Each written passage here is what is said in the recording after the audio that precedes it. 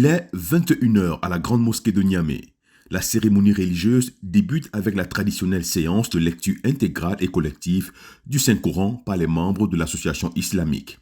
La nuit du destin est celle durant laquelle l'ange Gabriel révéla le Coran au prophète Mohammed, paix et salut sur lui. C'est la nuit au cours de laquelle les actes d'adoration sont fortement retribués par Allah.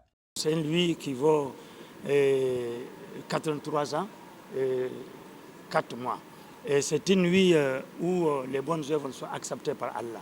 Cette nuit, ce qui est recommandé comme zikr, nous l'avons dit tout à l'heure, notre mère Aïcha radiallahu anha avait demandé au prophète sallallahu alayhi wa sallam qu'est-ce qu'il faut dans cette nuit-là. Le prophète lui a dit, il faut multiplier, il faut dire plusieurs fois Allahumma innaka anta afuun tuhibbul afwa fa'fu anni. Allahumma innaka anta afuun tuhibbul afwa fa'fu anni. Comme ça, Dieu va pardonner tout ce qu'il y a comme péché et partir à zéro et pour aller rencontrer Dieu et pour que tes œuvres soient gardées et que les fidèles puissent rentrer, Inch'Allah ta'ala, au paradis après sa mort. À cette occasion, les autorités et fidèles musulmans du pays ont été une fois de plus très nombreux à y participer au vu de son importance. Ils en ont aussi profité pour présenter leurs vœux de bonheur pour le Niger. La nuit du destin, c'est une nuit bénie. Nous sommes venus la célébrer dans cette grande mosquée de notre pays, dans cette mosquée bénie. Nos vœux les plus ardents est que la paix et la concorde règnent sur notre pays, qu'Allah, le Tout-Puissant, descende sa miséricorde sur notre pays.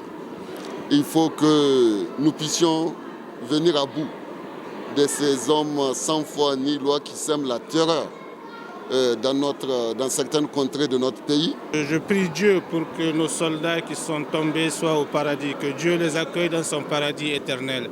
Je prie Dieu aussi pour que nos soldats aient l'avantage sur leurs ennemis, que partout nos soldats soient préservés et que leur lutte, leur combat soit toujours victorieux. L'ensemble du peuple nigérien, la paix, la tranquillité et une bonne saison de pluie.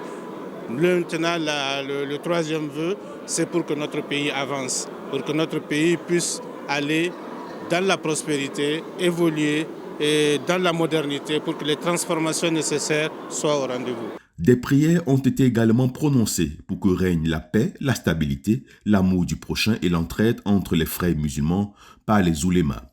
Au-delà de la grande mosquée de Niamey, ces séances de lecture du Saint-Coran sont aussi organisées dans plusieurs mosquées du pays.